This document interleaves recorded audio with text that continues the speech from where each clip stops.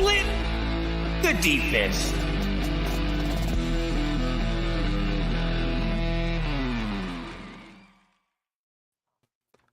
What up, and welcome back to Split the Defense Leafs post game.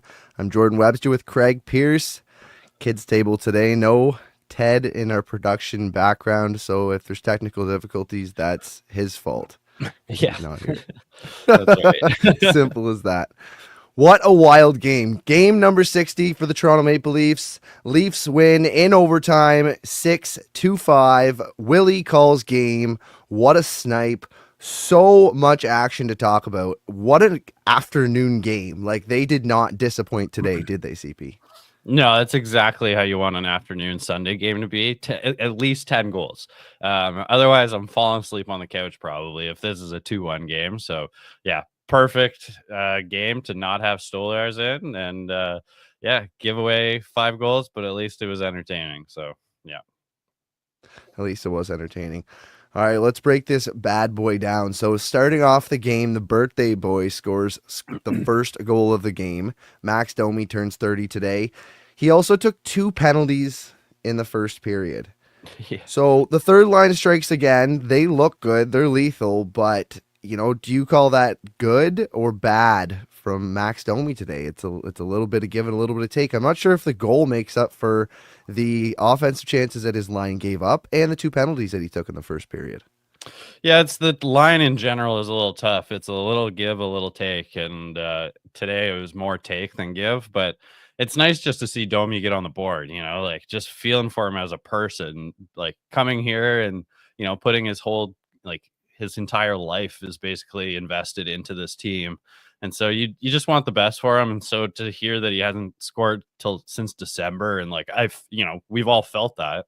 So good to see him get on the board at least. And you know, it's kind of a funny play too, where it's like a whiff of a pass from Bobby McMahon that just ends up in the perfect position for Domi to get a 5-foot empty netter basically. So that's what you need when you need to get off the schneid though. Just like we drew it up. It did look like a little bit like intention, but yeah, I'm sure Bobby was trying to fire it in too. And it just worked out that way. Either way, it's a little bit of luck on his birthday. And, you know, I do want to see Max succeed, and I do like the goal tonight. I just still don't think that's even enough. Like, I just still don't know where this guy really ultimately ends up, or who's going to be the one to shelter him or shield him enough to unlock his full potential and make it not. Maybe it's just going to be a shit show when Max Domi's on the ice, but he's going to be out there when we need goals. You know, like it's interesting because on Friday, it was yesterday. You know, they have a practice and Cal Yarncroke's having one of his first full practice, no, full contact jersey. But Domi's out of the not practicing. So it was tough to really judge. Is Cal Yarncroke just sitting in that spot for Domi, or is that like what they're actually going to try? Is Cal Yarncroke at center? So He's a trash center. Yeah, he is a trash center. So I just once we have and also it's weird. We're a week away or less than a week away from the trade 5 deadline. days. And like, you just got to imagine this team is adding a center. You know, it's just, they were talking up Braden Shen so hard. Now it seems like maybe Braden Shen's not on the table. Maybe it's a negotiation tactic. You know, you can have him for the right price, but you got to imagine someone's joining this team. They're going to be the third line centerman. And so, yeah, it's like Domi, I don't think will be a centerman. So I think he is more of an electric player and a less stressful player to watch when he's playing on the wing, because there's way less responsibility on him. But yeah, I just think that in 5 days from now, I think the third and second line is going to look different. So, and fourth line, I don't really care as much about it, but yeah, I just think that all three of those lines, there's going to be some sort of a change. So, how much to invest on that third line today, it's hard for me to really tell. I don't want to I don't feel like it's the 3 guys that we're going with, just because of what you said. Just, there's a lot of electricity on that line, but sometimes it doesn't go well for like a period and a half for them. So, but you really hope that they're not just going to use Callie Yarncroke coming back as their forward addition. He hasn't been here at all this year. Can he play hockey? That's apparently He's practicing again. So I- I wouldn't doubt to see him tomorrow against the Sharks. Like, I think he's going to play. Like, he's going to play to end the season. I just, is he going to play here? Like, I don't know. Maybe they're going to trade him. Like, I don't know. The thing you have to wonder, though, is, like, it's not their only need. So moving on in this game, Timmins scores his first goal since November 9th, making it 2-0 early. That's goals in 4 straight from defensemen for the Leafs. What do? Problem solved? No problem on the defense end anymore. We don't need any more offense off the D side. I think that's false. I think we still need another puck-moving defenseman that's strong enough to bump one of the 6 guys down. 6'7", 5'6", 7". Everybody takes a slot down. Yeah, I totally agree. Like, even one of my mental notes today is that, OEL is starting to, bring his physicality back to the game, but I still don't like them, like Riley and OEL playing together. So I think that someone needs to, be brought in to break them up.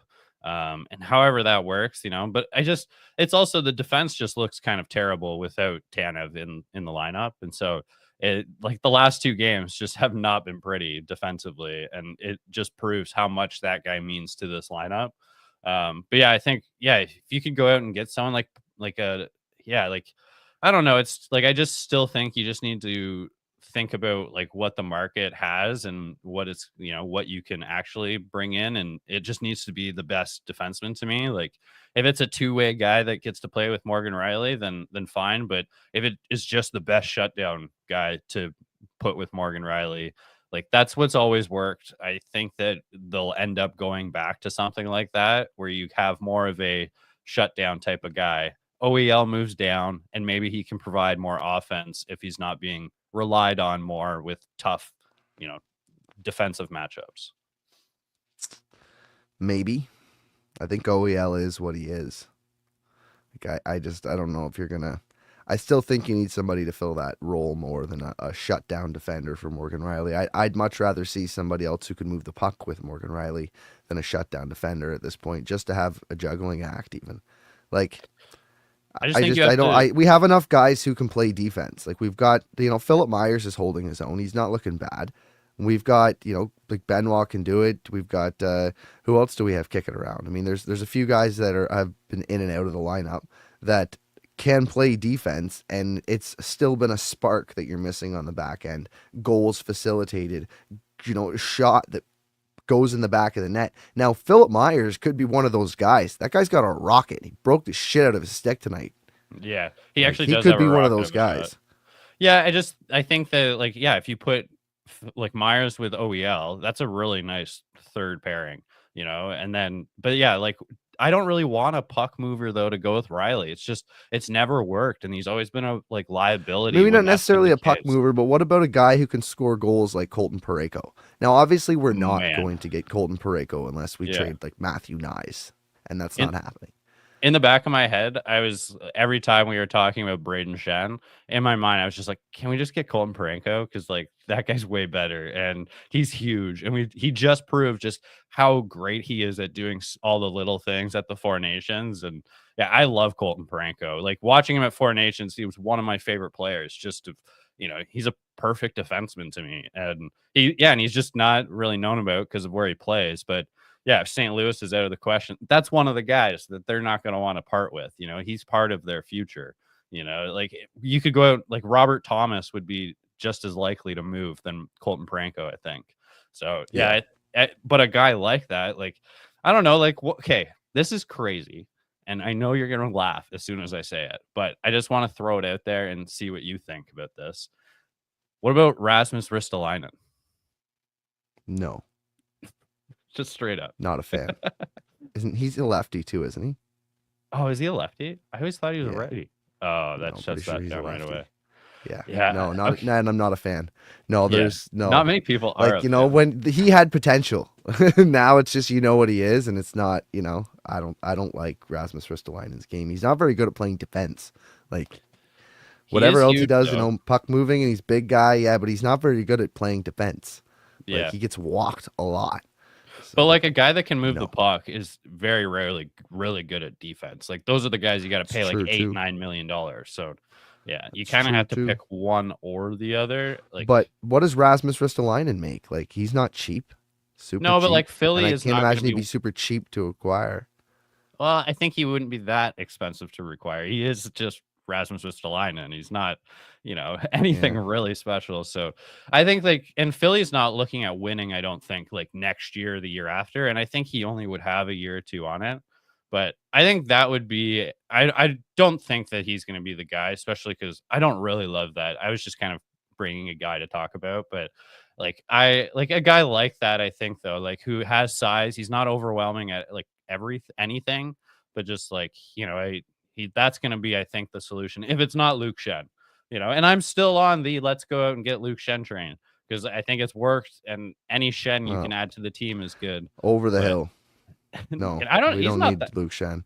I wouldn't No, say it's he's over fine. the We tried hill. that. It didn't work. It's all It good. worked. We don't need a Luke It Shen. worked well. Yeah, I guess. Like Luke Shen, I don't know. What does he make? Like 2.5? I mean, Is that what he's that's making? probably just something. Yeah. It might actually If you make get them to retain. If retain. you get them to retain, because I want a bigger move than that. I guess. I want Luke Shen. I want Luke Shen and.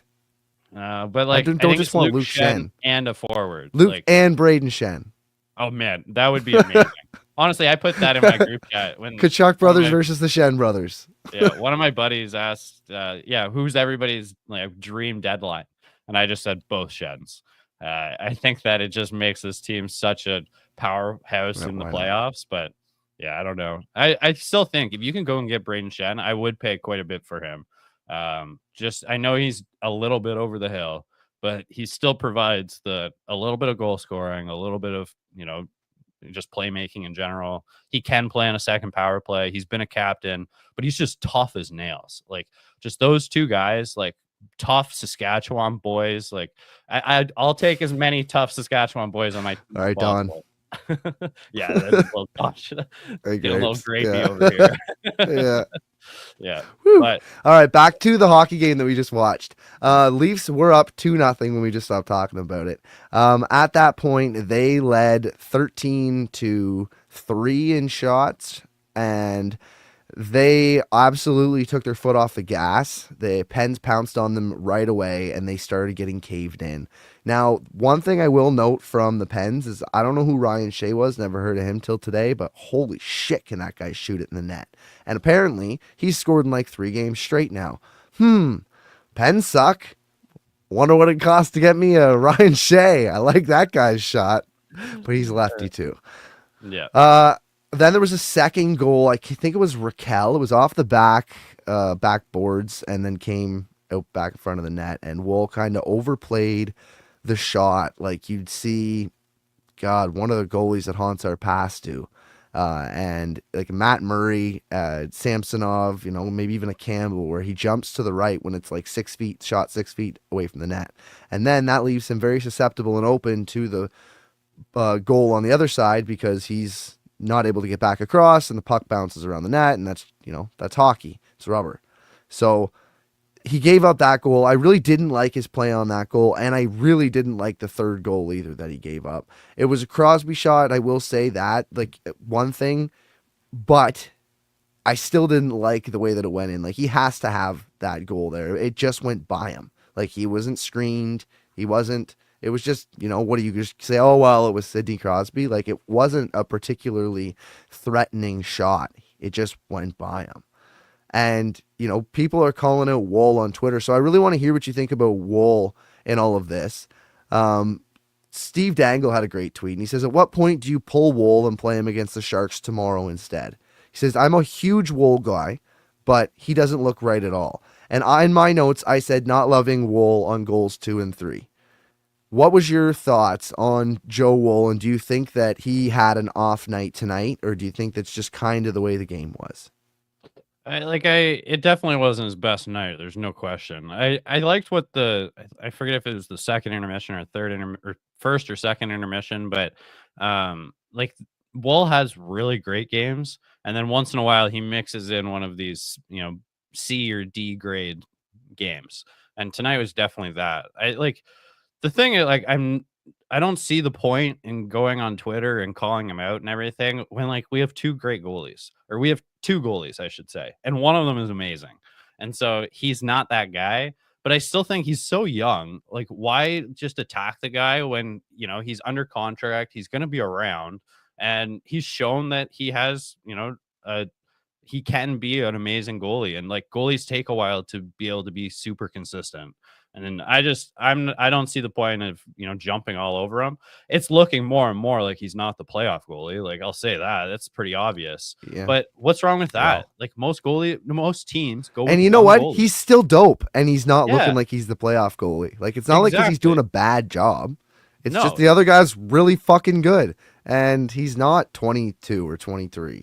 And how good is However it old if Wool if is. Stolar somehow just comes out in game 3 or 4 and looks kind of bad, looks not like himself? How nice is it that you can just go with Joe Wool? Like, it's And just, you can trust him. yeah, you're not going with Matt Murray or whoever like our backups were in the past. Like, it's Joe Wool, and he's proven that he can play in the playoffs. So yeah, he has some bad games, but he's still young, and I just still feel really positive about him as like a goalie that's going to be around. Yeah. And like, say what you will about Wool and all of that sequence that I just spoke about, but the shots were 13-3 when Toronto held a 2-0 lead. The period ended with a 3-2 lead for the Penguins, and the Leafs being outshot 16-13. The Leafs didn't get a shot on goal for the last 11 minutes of the first. So I mean, really, it wasn't even his fault so much. Like, you don't control the puck, you're not being offensive with it, you're not creating chances, you're not getting the puck on the other net, and they're playing with it in your zone. Your goalie can only do so much. He's one guy. He can't skate the puck up the ice too. Like, Yeah, I mean, and 3 out of the 5 are like grade A chances. I mean, grade A. And like, your goalie can only save some. Like, it's the good old saying of like you'd like 1 out of the 3, when when your team fails you that hard, you just need to be bailed out once in a while. And I think that's what Stolarz has just been so amazing at doing. And but it's you can't, you're not always going to get that from your backup goalie. And yeah, it don't you even find that the Leafs play way better in front of Stolarz? Like, even like, I'm not sure if it's just because the pucks end up going in that you feel like the team's not playing as well, but I just feel like a team plays better in front of a goalie that they're confident in, and they've picked their goalie, and it's Stolarz. They played, they put the way more on the line for him, I think. And I mean, Stolarz, to be fair, puts way more on the line for his team.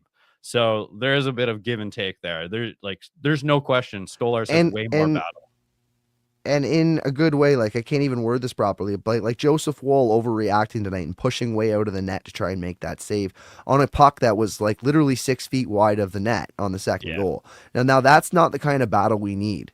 Stolarz has a different. It's the good timing that he's got on his battle. He's battling when he needs to, and that's the spirit that we love from Stolarz, and it's worked out a lot in his favor. And I think the whole thing about the team like choosing their goalie and playing better in front of a goalie, I think a lot of it has to do with that whole timing of you make that one save where it goes to the other way and they score. And now the opportunities that would have been created in an alternate universe are, not there, right? Like, Yeah. if that goal goes in that shouldn't have went in on a Samsonov, then the puck never goes down to the other end. They never get that goal. And now the team's feeling down on themselves rather than up on themselves and pointing back at the goalie like, great job.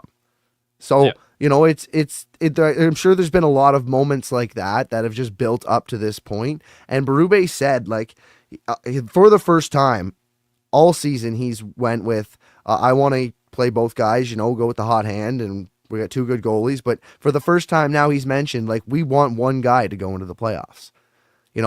Ideally, though, right? You can't predict that that's actually what's going to happen. What if you want one guy going into the first game and Stolarz is not good, and then you Yeah. have to play? Do you go right back to him the next game? Like, I don't know. I think both your goalies are so good that you're going to see still more of a 50-50 all the way through. I still think it'll be more like a 75-25 at the very maximum for one goalie.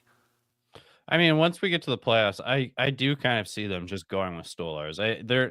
as much as I think that Wall's been good this year and I like him, like I do think there is a bit of a gap in between the two. And I would like if you have a bad game one from Stolarz, I'd probably still go back to him. I think it's just he's played so well this year. He's been one of the best goalies in the league in like almost every category. So I am really high on Stolarz. I think you just can't go away from it. But that's like we're talking about a reality that might not exist. Like, what if he goes and he looks great in game one? Like, you're probably going to him for every game. Yeah. Well, so Every single game, right? You're gonna yeah, want to, right? So that's the thing. There's definitely different variables and different situations, but like you don't know. You hope. Ideally, Berube says yeah, he wants one guy. Well, I want another second line center, and bump JT down.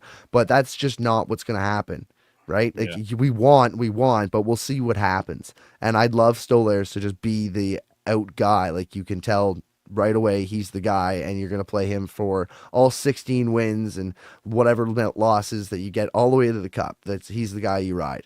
But he's not Vasilevsky status right now. He's not Hellebuck status right now. So it's still a little bit up in the air. Like it's not 100% his net is all that I'm saying. And like, it's Joseph Woll is still a really good goaltender to turn back to, but the guys that played in front of him tonight, you have to shoot the puck on the other net to win a hockey game. yeah, for sure. And I just like it's also nice that you can still chase for the winning the division with Joseph Wall getting games. So you're not like going out there and doing the Winnipeg thing where you're just playing Hellebuck every single game of the season and then he's tired once you get to the playoffs. Like we're still going to go into the playoffs with a pretty energized goalie because we have the ability to play both goalies. And like you're not asking your goalie to win you every game. So like tonight, we got to win tonight. So like, yeah, you had one of those games where your goalie wasn't the best Today. player on the ice. This Yeah, afternoon. today. But it didn't mean that you lost the game. So it is a good position we're in. Absolutely. So Matthews ties it early in the second. It was in and out so quick. I didn't Yeah, even actually know jeez. it went in. Did you? Yeah. Did you see that too? I didn't even realize he scored. Like, oh yeah, he did score. That was fantastic. But then the Leafs go down 4-3 on the Russ goal, and that was Matthews' guy. Now, It was rough. God, all I can think of is the Connor McDavid Four Nations goal, and it's like that's gonna haunt me for every time Matthews' guy gets a goal for the rest of the season. And it's like, is he not as defensively good as he was or can be, or were we overrating him? What's going on? Like, he's normally the guy that's all over his check, and that guy doesn't normally get away. But he's made a couple of bad decisions that have led to, big moment goals, including the one during the Four Nations against Connor McDavid, and that's going to stick in your head, is it not? It doesn't stick in my head quite like everyone else. I think the entire season, like it's not a hot take to say this is not Matthews' best season offensively or defensively. I just think that this team would be almost unbeatable if we were getting the best version of him, and we just have not been getting that. Tonight, like it's just a poor decision by him. Like I'm not sure why he doesn't just take the body. He's the much bigger player. Just instead of switching sides and trying to stick lift, like keep position, take the body, and ride your guy out. Like it wasn't a very difficult play to make when you're way larger than Rust is. So he's didn't make a great decision on the Four Nations goal. He didn't make a good decision tonight, but like hockey's not perfect. It's never perfect. I do think that No, it's just one of those things that's now just going to jump out at me. It's like when you buy a car, you're driving down the road, you never notice a car, and you buy that car, and now you're driving down the road, and you see them everywhere. You're like, wow, just everyone like has one. I feel like I'm gonna notice it. I do. It's just he hasn't been his best self. I think that's one of the things about this team is just like in the 8 years, how many times has all four of our stars been clicking at the same time? Like I'm not sure ever it's happened. So like it just maybe I periods at a time. Like we just need that to kind of come together throughout the rest of the season, and a healthy what we come to expect of Austin Matthews could be the best addition to this team that, we're looking for, is a guy that just goes out there and Oh, is dominant. And yeah, we're not really seeing that. So I don't know, like, no. if it just goes back to his trip to Germany and he's injured or whatever, but like, I need my Matthews back. It's just has not felt the same. Yeah. And there's a lot of Yeah. posts that have to do with that offensively, but just in Yeah, but general, no, just he's not the same. overall, you can see it. Yeah, Yeah. just overall, like that trip to Germany, that means something. Like Oh, that big wasn't just time. nothing, Yeah. right? Like you don't just go to another country to see a doctor for no big deal injuries. Like even whether you're a professional athlete or not, like it's something isn't right, and he's playing through it, and you can notice it in certain areas of his game where he just doesn't seem to be quite as aggressive as he was before. Yeah. But I don't know, maybe that's just going to be the Austin Matthews that he ages into, is maybe a more um like a less aggressive type player and more well-rounded is what he's trying to, and he's just not quite there yet. And I don't know what he's going for, but like whether he wants to get more assists or something, like I think there's possibilities, right, that he's just trying to improve other areas of his game and not be so selfish. And because like we all know that it was Matthews' special to get goals, and we all know that that doesn't work when it counts, and he's got to know that even though he can score 69 goals, and he proved it, that that's not always what's going to work. So he's got to develop his game in a different way and play in a different way, and maybe only score 35 goals because he's not the one always getting to the positions, other people are, and he'll facilitate. And like it can't always just be him, and I wonder if that's a part of it at all. I mean, it has to factor in a little bit. And I think there's no better example than Barkov of the player that he could be, of just like a guy that, yeah, like always gets 80 to 90 points, but like is never out of position. Always like the guy who's going to win his line. And yeah, that could be the case, but I do think that there is just something is missing as far as like conditioning or health. And because you're Something, just not yeah, seeing him battle like he something's used up. to. Yeah. So it would be the worst if this guy's just aging faster than he should be. Injuries can do that to you, and can make a 28-year-old look like they're playing like a 34-year-old, especially when it seems to be pointing at a back type of thing. So it's just I just hope that something clicks, and he's able to be part of himself. And if you were kind of nursing an injury, like I feel like you would be kind of looking at these games as not as important, and maybe something does change, and you kind of see, he's putting everything out on the line when it, really matters in the playoffs. It's hard to really tell at True. this point. That is a great point. We're not there yet.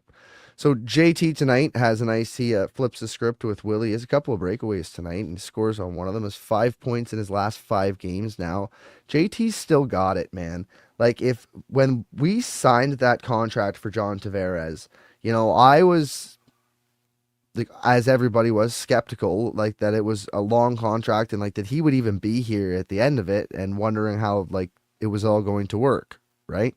And if you told me that he was going to play like this in his last year of his contract, I probably wouldn't have believed you.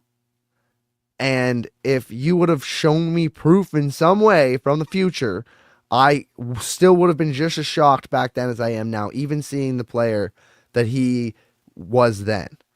It's just been way better than expected from John Tavares this season, and I think that's really nice to have a one more good run season from John Tavares trying to go into this playoff run. Like I really, really hope that he's full JT. One big thing we missed in 2021 is when he went out. Yeah. One big thing we've always missed is when one of our centers goes down. And if John Tavares can be John Tavares-esque, and, he may not have the same skate speed, he may not be as fleet of foot to run around, but at the same time, the guy's still putting up points. He can still snap it in the net. He's still really smart, and he can still move out there. He's not completely, bricked up. So, not what I meant to say, but... he's not killing out a stone out there. Yeah. But anyways, I think JT's still got it, and I really like that, to think that you might have a guy like that still going into the playoffs. Yeah, I mean, there's no question he's not what he used to be. But yeah, just like you said, if you were looking at the contract and this is what you're getting, there's no question you're happy about it. So yeah, I do. And Bricked up. he's had a he's had a great season. And I do just, there has been a lull in the last, say, 15 games, and he's now come back and had a few good ones. So I do it got a little dicey there for me. I won't lie, but I do think that, yeah, in whole of this season, it's been amazing for him. Yeah, like you said, I mean, like you said, in our dream scenario, would it be amazing if John Tavares was the third line center? Of course. I think that'd be absolutely amazing. But yeah, as a second line center, he's doing better than you should expect. No doubt. Yeah. Absolutely no doubt. So Matthew Nyes, we got to talk about this before we get out of here. I think this will be the last thing we touch on. Matthew Nyes gets a literal buzzer beater, scoring with 0.9 of a second left on the clock to put the Leafs up 1 heading into the third. Matthew Nyes loves scoring against Pittsburgh, and I don't know why. I don't remember if it was when Kyle Dubas was still in Toronto he loved scoring against Pittsburgh as well, or since it's been there. But I wonder if there has anything to do of I don't know. I don't know, but he scores a lot against Pittsburgh, doesn't he? Oh yeah. Yeah. Seems to be he shows up for those games. I feel like he got 2 goals in the last game against Pittsburgh too, or maybe it was the one before that. But yeah, I mean, every player has their team. There's no question. Like Mitch Marner's is Boston. Matthews is Tampa. There's just certain teams that you play good against, and it's most of the time it's in your own division. At least it's the conference. But yeah, Matthews Nyes just definitely shows up. And I mean, he's a guy that shows up in streaks all the time. It's funny that it just seems to coincide with Pittsburgh, because I do find that he'll go on a spree of 2 or 3 games and look like a dynamic goal scorer, and then he kind of disappears a little bit. But I mean, it's amazing what certain players do against certain teams, for sure. Maybe it's also just the Crosby effect. Most players play get up more for a game against Crosby. So maybe there's a bit of that in him as well. Maybe. What about the Go Leafs Go versus the Let's Go Pens chat at the end? That was actually the other thing I've got there as we wrap it up and get out of here. What did you think of that? I mean, I love it anytime a crowd gets into it. So yeah, good to see. I didn't know if they were saying Pen or Pitt, but yeah. I love it. Let's go Pens, go Leafs, go. It was that was intense, and I wonder if you have a little bit of the annexation, the tariff war rivalry still in the blood there, in between those two crowds. I mean, I heard a lot of fire. I don't remember a chant. I don't remember a chant so aggressive in a really long time. Yeah, I mean, most of the time it's Ottawa if we get it. Yeah, that's fair enough.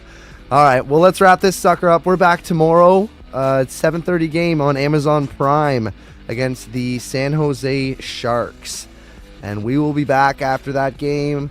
But for now, thanks for joining Split the Defense Leafs post-game, presented by LaForest Electrical Contractors, serving the Kingston and surrounding area since 2004. Leave us a comment if you haven't already. Give us a like on your way out of here. And until next time, peace. Bye-bye. Follow the boys on Twitter at STDPWebby, at Craig D. Pearce, and at Ted_is_show.